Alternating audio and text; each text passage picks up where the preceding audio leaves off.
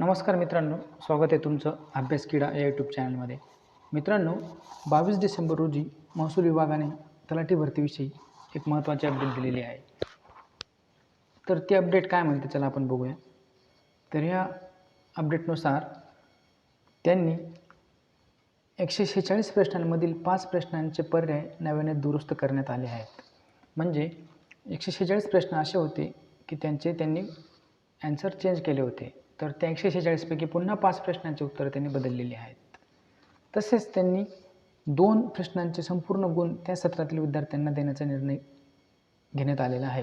म्हणजे असे 2 सत्र आहेत, असे 2 प्रश्न आहेत की त्यांचे गुण त्या सत्रातील विद्यार्थ्यांना पूर्णपणे देण्यात येतील. म्हणजे 2 प्रश्न त्या सत्रामध्ये कॅन्सल केले. तर हा बदल कोणत्या शिफ्टमध्ये झाला आणि कोणत्या मुलांसाठी हा बदल लागू राहील ते बघूया आपण.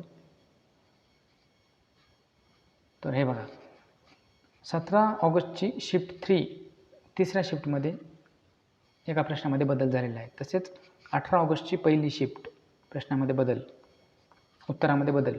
22 ऑगस्टची पहिली शिफ्ट तिथं पण उत्तरामध्ये बदल झालेला आहे. 29 ऑगस्टची तिसरी शिफ्ट त्यांना पूर्ण मार्क देण्यात आलेला आहे. एका प्रश्नाला किंवा 1 किंवा 2 प्रश्नांना पूर्ण मार्क देण्यात आलेला आहे. 1 सप्टेंबरची पहिली शिफ्ट उत्तरामध्ये बदल. तसेच 4 सप्टेंबरची दुसरी शिफ्ट उत्तरामध्ये बदल, पूर्ण मार्क देण्यात आलेले आहेत. 7 सप्टेंबरची दुसरी शिफ्ट उत्तरामध्ये बदल.